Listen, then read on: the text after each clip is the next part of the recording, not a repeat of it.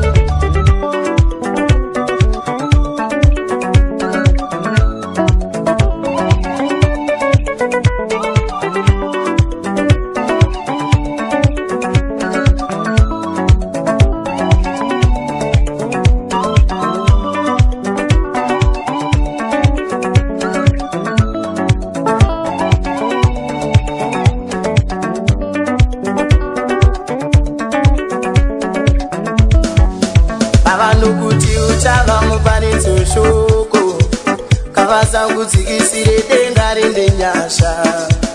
Ishe ndinoshanda neyangu maoko kugadzirira ramangwana mumusha. Handimiri kushanda nyangwe ndikashaya zvipfeko, dzimweni dzenguva ndinomboita hasha. Akandembe aushandu aiwa zvake Mwari hazvina uriri.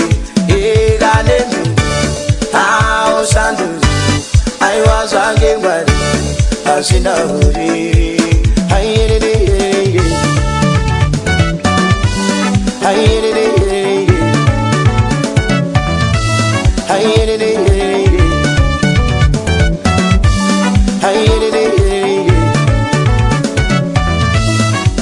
Asi chandakatenda kuti kuna Mwari vanoshandura mboni pfumi ave mambo. Asi chandakatenda kuti kuna Mwari vanoshandura mboni pfumi ave mambo. Chandakatenda kuna Mwari vanoshandura mboni pfumi ave mambo. Chandakatenda kuna Mwari vanoshandura mboni pfumi ave mambo. Chandakatenda vanoshandura mboni pfumi ave mambo. Ere mambo, nde mambo, ere mambo, nde mambo.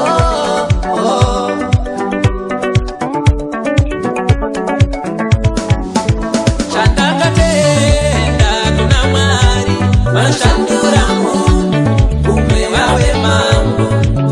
Chandakatenda kuna Mwari vanoshandura mboni pfumi ave mambo.